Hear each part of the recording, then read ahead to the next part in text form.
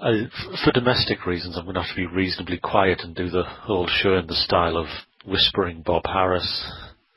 Well, that's cool. I'll make noise for the two of us. Uh-huh. Here's a really cool cut from King Crimson. Robert Fripp on guitar. Right then, let's go. There you go.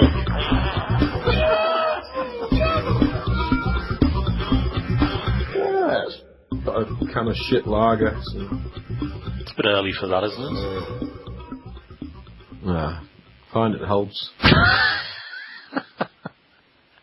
Right. Welcome to Turbocast 19, everybody. On Saturday, 5th of February 2011. My name's Simon. I'm joined as ever by Dr. Brownhill. How are you, Doctor? Today I'm buzzing. Are you really? That's glad to hear it. I've had a shower and I've got a kind of probably the most average lager in the world in front of me. So yeah, I'm shit hot. What brand is it? The clue was in the words, probably, you know. Oh, very good. Yeah, but it's shit. Is it really? Yeah. Right, I've got a couple of small housekeeping announcements. So, yeah, I've got a correction. Do you remember when we were asked to name album tracks? What have you got, Simon? A correction. All right, sorry. I have a correctile dysfunction. Do you remember when we were asked to name album tracks that we think should have been singles? Oh yeah, some clever bastard said that was actually released as a single. No, I said Oh? I said Station to Station was off Low, but of course it isn't. It's off the album of the same name, so sorry about that. You daft what? Yeah, you can't say anything on this, so the emails flood in if you make the slightest error. Bloody hell. Anyway, so there you go. Sorry for that. And I think we're going to go straight into digestion news, because I have digestion news. Hey! Digestion news.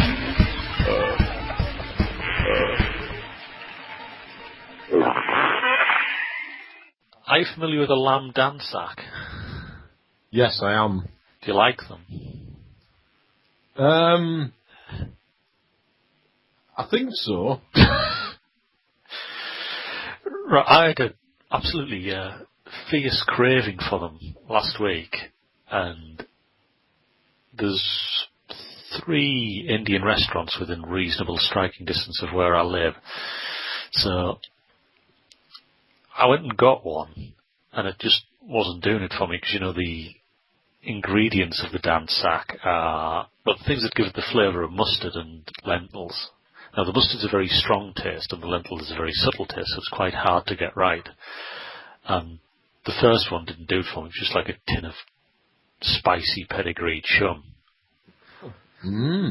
So, next night, I think that was Essence of India. Next night, I went to the Red Turban, another dansak. Better. Still not. I like the name of that place. What? Red Turban? Yeah. Yeah, I didn't like the giant cockroach that was scurrying about when I went in to pick it up. You fucking puff. I also didn't like paying $18 for it. Yeah?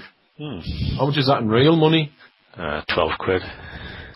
We're now on night 3. I'm not feeling too many ill effects at this point, other than like a constant headache. Alright. So, night 3 I went to Clarkson Masala, which is a pretty shit name, but it was easily the best dansak. And yeah. the contrasting and competing flavours of the mustard and the lentils were there, so that finally scratched my dansak itch. But lamb dansak, 3 nights on the bounce, it just, on the 3rd night, my system just tapped out and said no. 3 strikes and you're out. Yeah. And so I had abdominal cramps, severe shits, and a really bad taste in my mouth, like copper filings, for about 2 days afterwards. Yeah? That's good. It's good work. Yeah. While we talking about that, all I could think about was Dan's scrotum. Oh, 'cause Dan's sack. Yeah, it's just stuck in my head. Not that I've ever seen it, or I don't think I have. But it's all I could think about. So. I'll tell you what. I'll tell you something strange. Go on then. I have seen it. Have you? I have, yeah.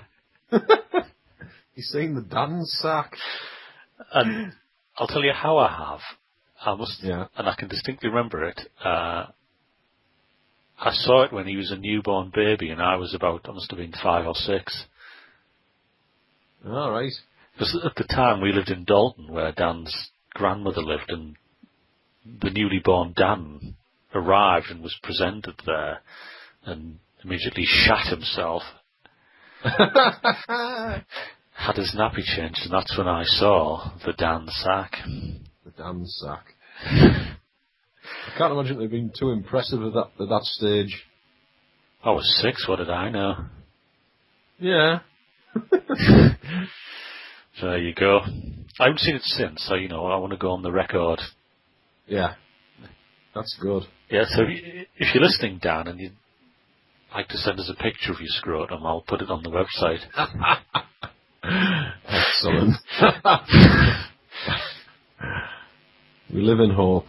On Friday, I ate Monster Munch, salt and vinegar square crisps, pickled onion space raiders, and Walker's salt and vinegar crisps. I drank lower end champagne and Carver. On Saturday, I drank Carver and ate a 14-inch Inferno pizza with extra jalapenos and mushrooms, a half-pound cheeseburger, and a spicy chicken tikka kebab with extra garlic sauce. Today my mouth fell off. And it fucking did. There was like huge chunks, like slabs of meat dropping off the inside of my mouth. What sent you on such an incredible savouries frenzy? It was a special treat because I last went away for the weekend, so I turned into bachelor boy for the weekend. And I think when you've got a sort of bird living with you, when you get those opportunities, you tend to go over the top. I think it's probably so. I went over the top. Did you have no other ill effects other than your mouth falling off? I think that was it really, which was quite disappointing. Few squirty shits, but nothing out of the ordinary. No heartburn, But I did try. I mean, I can't fault you for effort. It's interesting what you said about reverting to Bachelor Boy, because there's an episode of Seinfeld on that very, very theme where George splits his personality into 2, and he has relationship George and single George. All right. and they're constantly at war. Yeah. And relationship George is slowly killing single George. I think it's probably the other way around for me. I think single Dr. Brownhill is killing relationship Dr. Brownhill. Well, I think relationship Dr. Brownhill will fight dirty if he has to. Oh yeah, it's going to be a clean fight. That is. Our last makes of this. I think our last listens to this. Hello, dear. Good evening. I don't mean any of it. It's very much. While everything we say is grounded in truth, it's very much a piece of performance art, isn't it? Oh yes. Yeah. Definitely. But that is an absolutely magnificent passage of play on the savouries. Yeah, I did enjoy it a lot. But all the crisps and the snacks, the way I sort of, I was grinding to a halt, and I was just trying to encourage myself to eat, one more bag, and and it was, at the end I was just like falling out my mouth and, on the clothes and. What is Carver? Is it basically Spanish champagne or something? Yeah, it's just fizzy piss wine. So when you want champagne, and you've got your skin, you get Carver. Ah, right. So you financial black spot hasn't passed yet. Oh, has it? Fuck. Has it Need some of you bastards send me some money or something. I'm not supposed to eat, weird shit if I've got no money. Yeah, it's at least metastasised into some sort of sustainable form, though, because you obviously can still afford a computer and internet. So. I'm teetering, I would say. That's where I am now. Yeah. I'm performing teeterage. I have to just nip back to the crisp episode. I kicked off a bit of a discussion on Facebook about which is better, pickled onion monster munch or salt and vinegar square crisps, because I love them both dearly. But if I had to choose, I don't know. I've got to say, I could happily go forward into the embrace of the cold earth at the end of my allotted span on the earth without eating either of them, and I really wouldn't care. Yeah. I've just never been a big fan of the crisp. Really? Or maize-based snack. Corn snack. When I have my cravings, it's... Nan's a sack. I'm more... your sweets, really. I crave sugary shit. I'd always rather have a starter than a sweet. Is that right? Yeah. Well, after a bit of a lean patch, I think we've done some very, very good work on digestion news there. Back on track. We've got a bit of a digestion news email that we might get to if we have time, but I'm going to tell you now so you've got time to think about it. Okay. Anyway, somebody's compared, in a rather unflattering way, Dr. Brownell to Smithy out of Gavin and Stacey. And Smithy has really long, complicated takeaway orders, so... I thought you were going to say farts, then. No, so this guy Phil who's written in wants to know what's your standard Indian and Chinese, and I guess we can do chip shop orders as well. Yeah, I think I can, I've got a standard list for them, I can do that. So we'll get to that at the end. Right, so we're going to go into not the digestion news now. News that isn't digestion news. Digestion news. It's general news. I wanted to talk about this proposal for fuel rationing. All right. Let me just pull up the article. John was telling me that somebody's invented some sort of fuel that's it's made out of hydrogen or something, and it'll cost 60 pence a litre or something. But no doubt the people who've made it will have been assassinated by fucking Shell by now. I've got a couple of points on that. Shell just announced $18.6 billion profit for 2010. So doubled or something, hasn't it? Well, it doubled since. Well done, Shell. And the big problem with hydrogen is, it works really well as a fuel, and you can make a car run on it quite easily. But obviously, you need energy to extract it from water. And I think that process is about 65% efficient. But the real problem with hydrogen is storing it, because obviously a hydrogen atom is just two particles. So they're absolutely small, even by atomic standards, so it's very hard to build a hydrogen tank that doesn't leak. Well, fucking hell. There you go. It was on... Just put some cling film round it. I think, eventually common sense will prevail, and they'll get to the cling film solution. For now, though, I think they're pissing about trying to have the hydrogen suspended in some sort of wafer or gel. Right. So the news story I wanted to talk about was fuel rationing in UK needed by 2020 to cut carbon dioxide emissions, lawmakers say. So, this could apply to any country, but the thesis is that by the time we get well into the century, if we're going to reduce carbon emissions, then we're going to have to ration everybody's fuel, and possibly petroleum products will be so expensive by then that you're going to have to get your government allotted litres because you couldn't afford to go and buy them on the open market. So my question, I guess, is, do you think we should have the government controlling and allotting the fuel as it gets scarce, or do you think we should just let it get really expensive due to scarcity and everybody will just work out other ways of doing things? I would say that the world seems to like things that are market driven. It seems that's the one truth. So I think they'll probably go that way, which is fucking shit for all those poor bastards. But I think it's idiotic the amount of fuel that's wasted. I mean, I feel sort of stupid driving my big daft car 25 miles to work every day. You know, it costs me a fucking fortune. I just think, what a fucking waste of time, you know.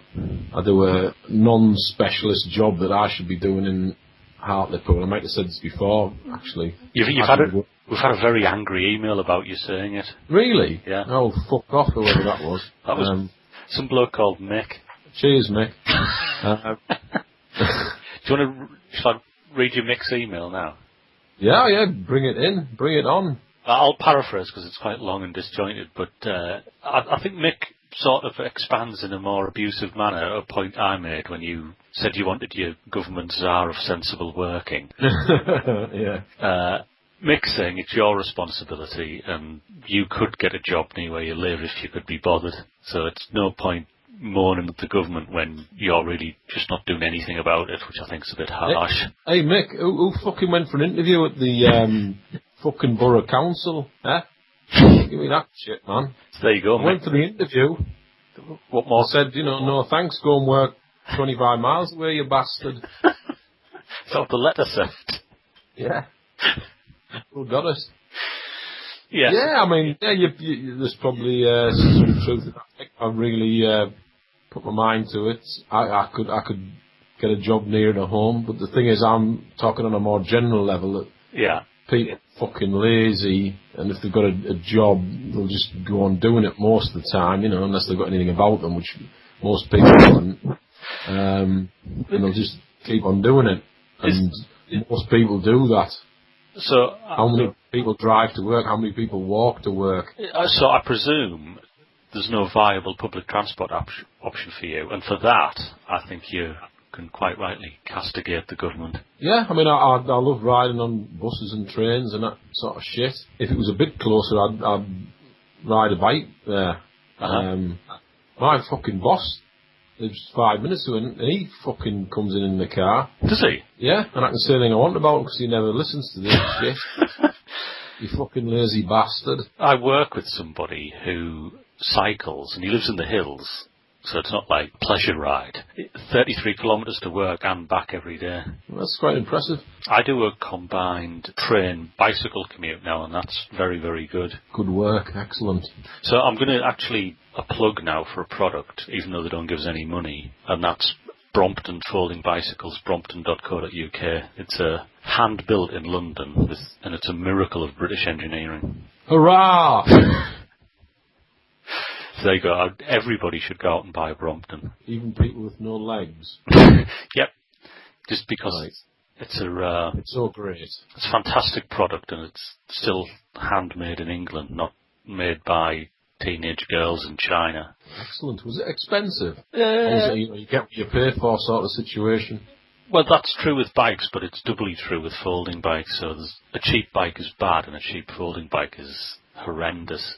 So a Brompton's about 640 quid. All right. But yeah, if you're going to get a folding bike, it's the only one to get. Excellent. Right. And I say, if you're going to eat a corn-based, taste, monster munching, salt and vinegar square crisps. So there you have it. Or money. I think money's really good. Responsible for that, Send me some. This episode of the Turbocast is brought to you by Brompton Folding Bicycles, Monster Munch and Money. Money. Do you have any news stories you want to talk about? Have any immigrants done anything to inflame you this week? Well, strangely enough, our Prime Minister says multiculturalism has failed in this country, but I daren't talk about it. Now, we've been there once and reaped the whirlwind in the inbox afterwards. I've got a hand out of the fire. I've got another story I want to talk about, which touches tangentially on that, if you can be asked. Yeah, go.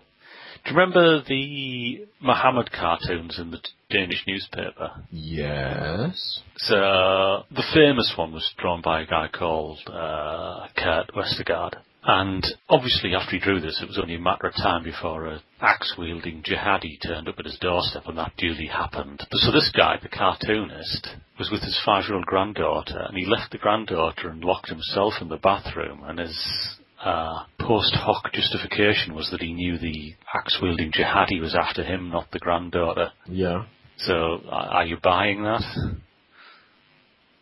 No, I think he was afraid of dying more than he was afraid of, being shown to be a pussy. Yeah, I'm with you on that. I think you would have been wiser just not to say anything on that. Yeah, this is bullshit, as our German manager used to say. Which, is fairly close to a Danish accent, so there you go. He also used to say, Windows Wister. That's funny, because the letters for W and V in German are V is W and V is V, so the sounds are reversed in German. Hence Windows Wister. Yeah. Not often you get to laugh about something German, is it? No.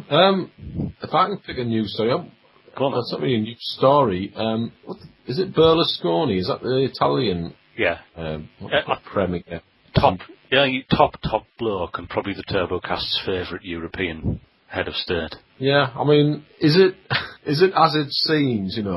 Is he just an old fucking dirty old bastard that's fucking all these young birds and giving them, loads of money and that, and so he can shag them? Is it exactly as it appears? But obviously, I'm not privy into the interior of Berlusconi's personal life, but if I was forced to offer a conjecture, I would say it is exactly as it seems.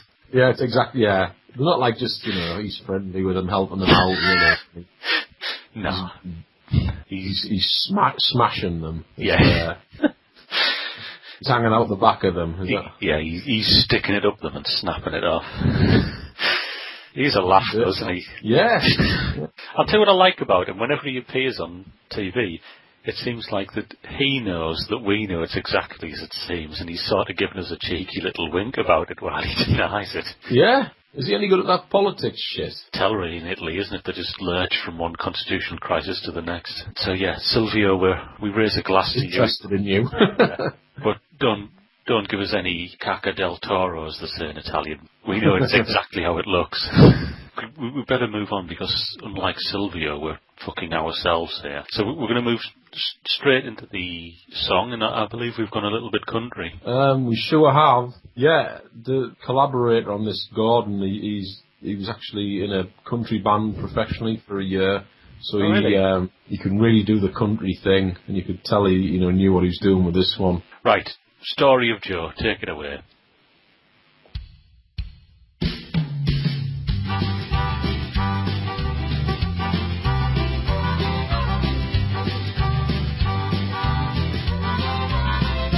I was sucking on a cold one, dodging something to do. Just soaking up some rays and maybe thinking of you. Got a roof and some wheels and a fridge full of room. My job is success, but then I guess yours is too.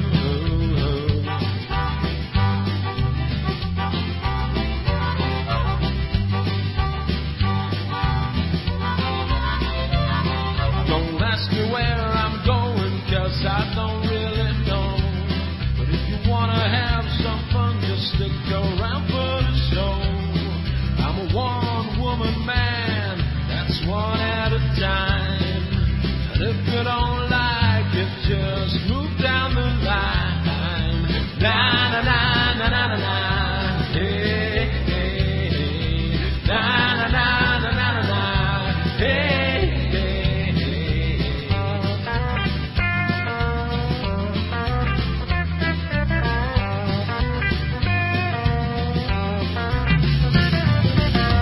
Don't you take anything too serious, my friend. You never know just when the party's gonna end. So live it hard and live it large and live it loud. And if you're good enough, you might just fall around. Oh yeah, you didn't ask for life, so it must be a gift. And I'm gonna do my best to get the most out of it.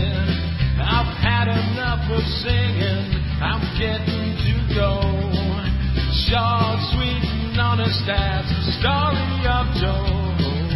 Na na na na na na na. Hey, hey, hey. Na na na na na na na. Hey, hey, hey.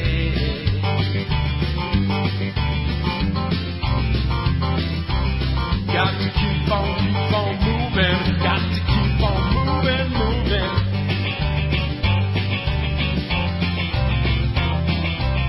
Got to keep on moving. Got to keep on moving.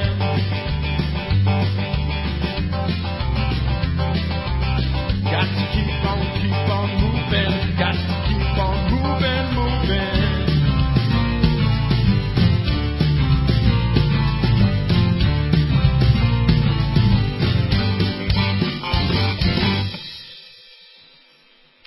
Well, all I can say is hot diggity. Thank you. Right. Please produce the diary and read from it the entries for February 5th. Dr. Brown is days from yesterday. Dr. Brown is day to day from years ago. Here we go. 1977. Today I got my 3 wear-'em scare-'ems. I don't even know what a wear 'em scare 'em is, but that's really funny. They used to collect crisp packets and send them off, and you got these little metallic symbols of werewolves and sphinx and all those. I think I've actually still got them. All right. I did not get the ones I wanted, because you put which ones you want, but there's no guarantee you'll get those, so they send the ones. So I'm pretty sure I've still got some of those. Right. 1978. Today I went to judo. Ah. I don't know what the hell, it might be judo. And next week I'm getting my members card. PE was good today. I've got to say, your martial arts career didn't really blossom as far as I know. I don't ever remember you doing that. It could be anything, but I'm assuming it's judo. It can't be anything else. 1979. Today, my dad said I could keep the little kitten we found. We have to keep it in the outhouse. I called it Sardine. But Dean for short. 1980. Today we got our physics marks. I came 7th, but the marks were mixed up with another kid's. I came higher. I'm going to see him tomorrow. What are you going to do? I don't know. Demand justice. I guess so. We coloured in our perspective drawings. I don't know what the fuck that is. Coloured in a perspective drawing by the sound of it. 1981. I lost £9 tonight. When my mum eventually believed me, she went crackers. I was something is dead windy, but I went out with my torch, ate a black midget gem,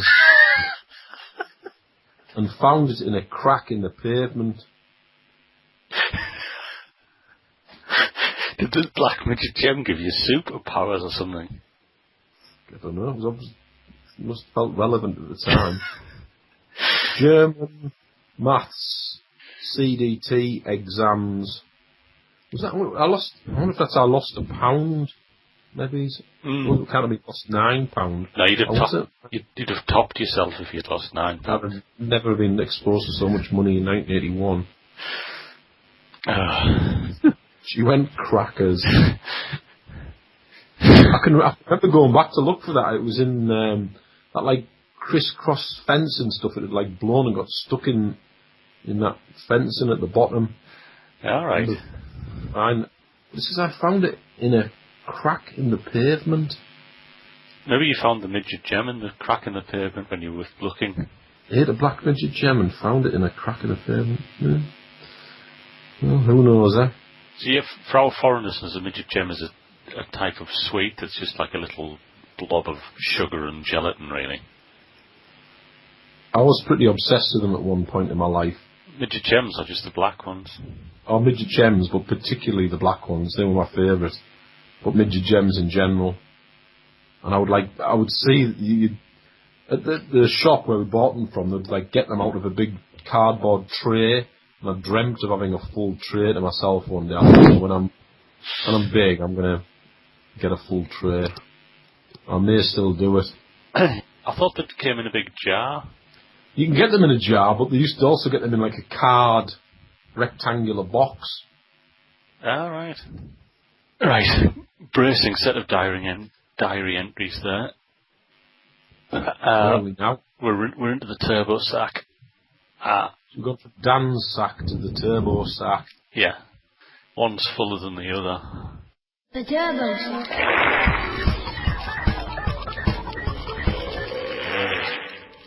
So we've done Mick's frankly ill-informed attack on you for not getting a job closer to home. Yeah. So the next question is from Penny in LA. What's the most dangerous situation from which we have extricated ourselves? I've got a couple, because I went through a phase of travelling to the most stupid, dangerous countries I could with a thinly veiled tissue of work, but really it was just to go and have a look at them. And I would think that there's two that stand out, and they're both in West Africa, which is the worst place in the world. The first one was in Abidjan, Côte d'Ivoire, where I used to drive back to the hotel, and I call them kids, but they're like 6 foot tall. Used to pull a plank, nails hammered through it, across the road in front of my car, and I used to give them €10 every night. And it was like a bit of a ha-ha when I did it, but there was obviously an undercurrent of menace. Menace behind it, yeah. Yeah. So, I mean, that could have easily gone horribly wrong. You'd lost your wallet or something. Yeah, or they suddenly decided, why are we doing this every night? We just kill them and take it all. Yeah. The second one was about the same time when I was travelling to West Africa a lot, and that was in Cotonou, which is, I don't think it's the capital of Benin, but it's the biggest city. And it was at Cotonou Airport, and immediately when you came out of arrivals, you just get descended on by various mendicants and beggars, and a particularly ragged beggar started trying to steal my luggage. So I tried to repossess it from him, and it got a bit ugly. So I found a cop, and I gave the cop €20, and I said, can you keep this guy away from me? But I'd obviously grossly overpaid, because the cop got a broken fan belt and beat the shit out of the guy. So I probably should have given the cop like a 5, but 20 was tantamount to a contract killing. So that was a really, really horrible experience and very dangerous, but in both occasions I extricated myself from it by giving people small denomination euro banknotes. Lesson was all there. Yeah. Well, I've never really been anywhere. I mean, do these situations, have to involve...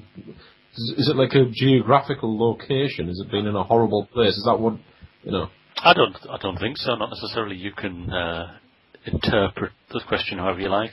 Well, I certainly know the closest I've come to an early death. It's when I was eating a black bullet sweet, and I was probably about 11. I was stood in the living room in Tenby Walk. My sister was sat on the couch. I remember it very vividly because of the nature of the incident. And I breathed in, and the black bullet, which is just a sort of a spherical sweet, a boiled sweet, and it got lodged in my throat.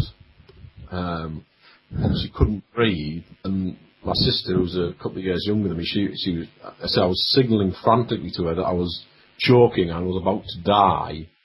And she thought I was kidding, messing about, and she was, laughing her head off and, pointing at me. And then I collapsed. But because of the way where I was stood, when I collapsed, I fell forward perfectly on the arm of the couch, which pushed my stomach in, and the sweet flew out, dislodged and blew it out, and then I said, "Oh, loose," then I said to my sister, I was dying, and she thought, "Oh, I just thought you were messing about." If I'd been stood anywhere else or fell differently, I probably would have, there's a good chance I would have died then, I think. Oh yeah, that would have been a harp and wings job. Yeah.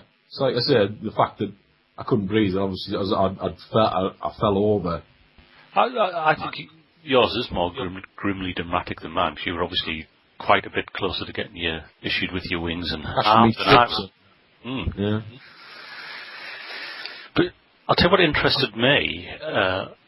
I'm one of the first aiders at work, so I had to go and do a course on all types of first aid, and they don't train the Heimlich manoeuvre anymore. They've reverted to patting on the back. Yeah, it's too dangerous. You can smash ribs and stuff, can't you? I did see that.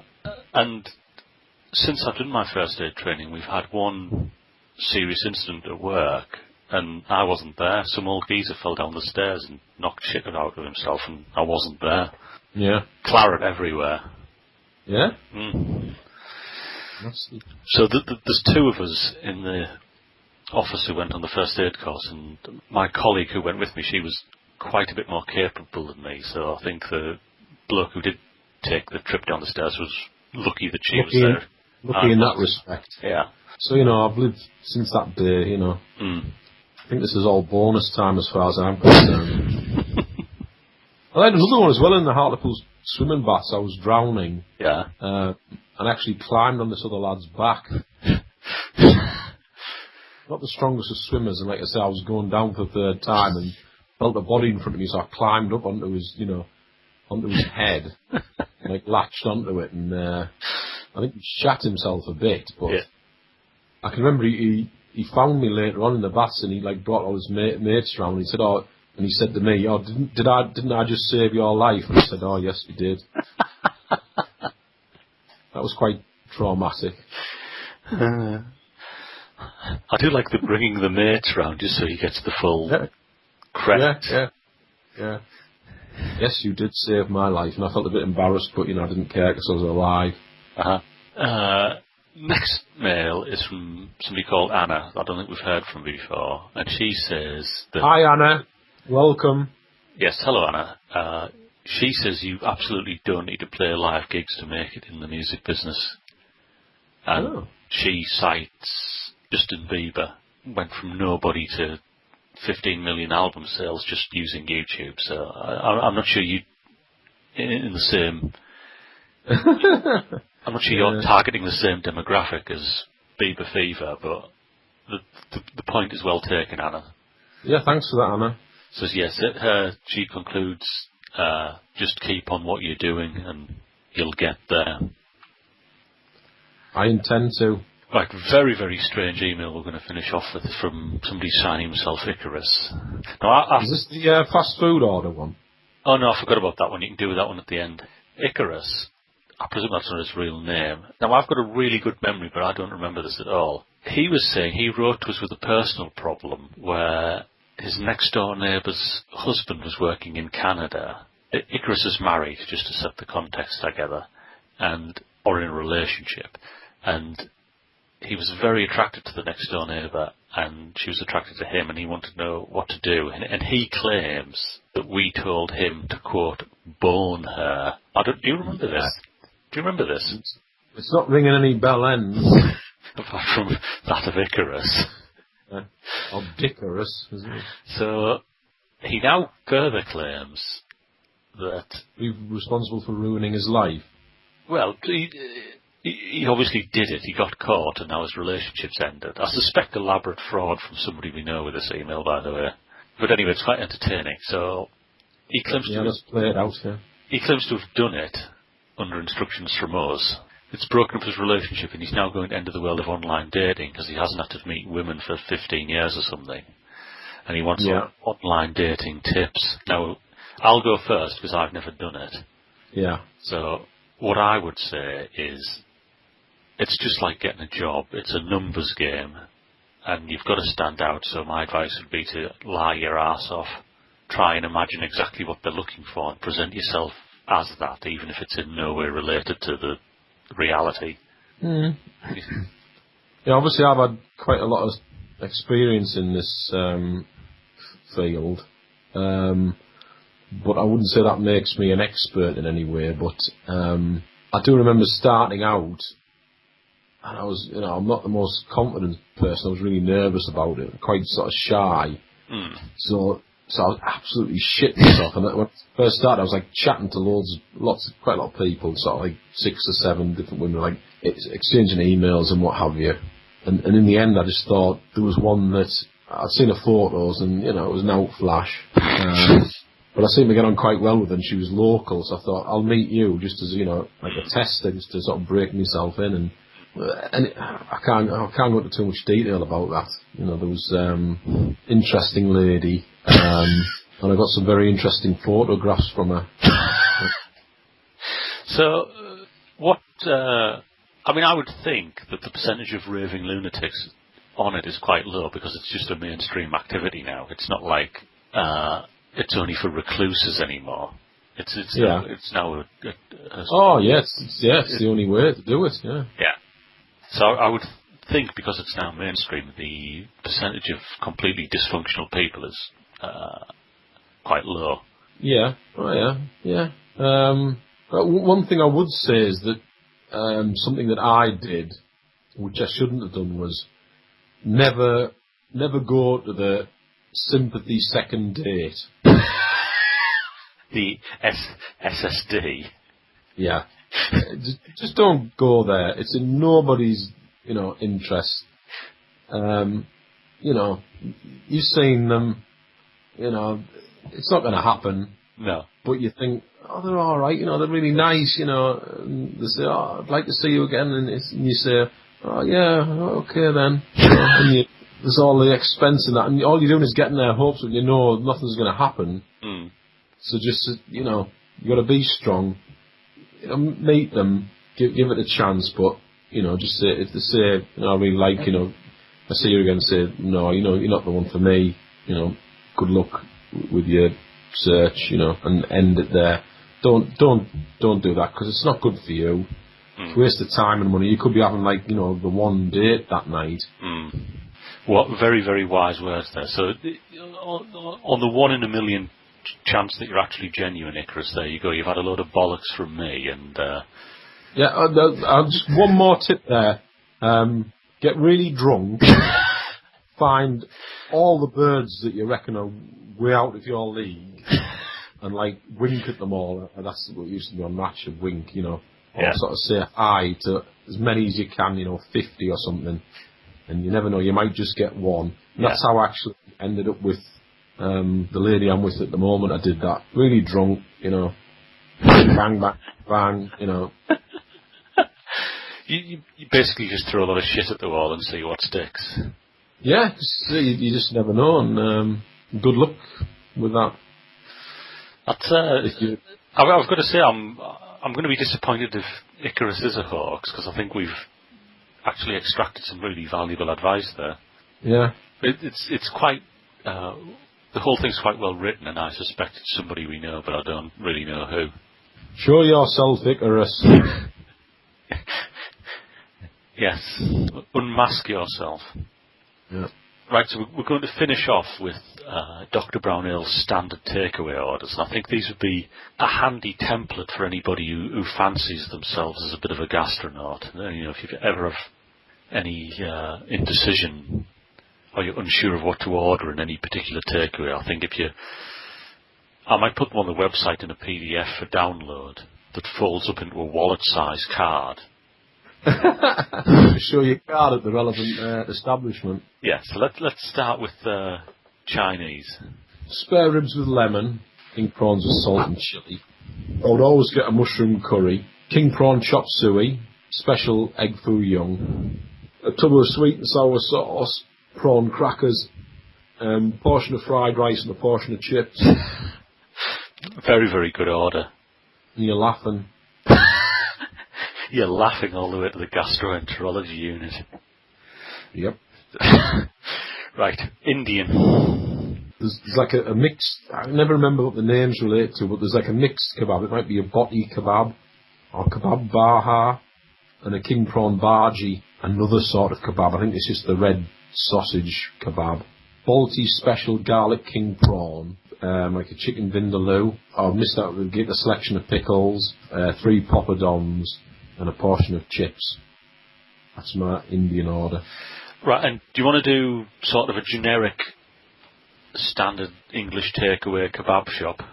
The Inferno Pizza, the £half, it's like a double cheeseburger or garlic, and a special kebab, which had all the meats, the chickens, the lambs, and the kebab meat, with all the trimmings, extra garlic sauce and a portion of chips.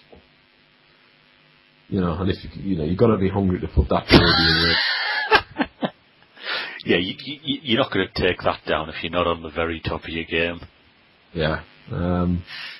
Fish and chips. Used to be fish and chips twice. Large sausage, shape in batter. Yeah. Just any shape from the tray. Yeah. Spam fritter, perhaps. It's more fish and chips, half lot, Whopper sausage these days. Really. Got to look after yourself a bit when you're getting on it. Couple of buns, carton of gravy, carton of curry, bingo. Right. So I just need to slot an extra big question in here. Go on then. Very short one. Here's the big question. Where the fuck is my song beef? Right. On that happy note, we're going to close the show. Just remains for me to say, send your questions, comments and feedbacks to turbocast@live.co.uk and go to turbocast.podbean.com for all your Turbocast needs. The music of Dr. Brown Ale can also be enjoyed at... Have I got to say that? Yeah. I've forgotten what it is. You changed it, didn't you? No. If you just do a search for Go Reedy on YouTube, you'll find it all. It's all there for you. Enjoy. There you go. That's a very new media way of giving you web address there. I like it. Right.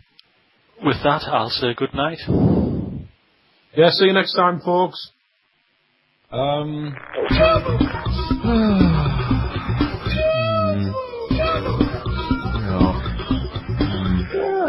think that's enough, don't you?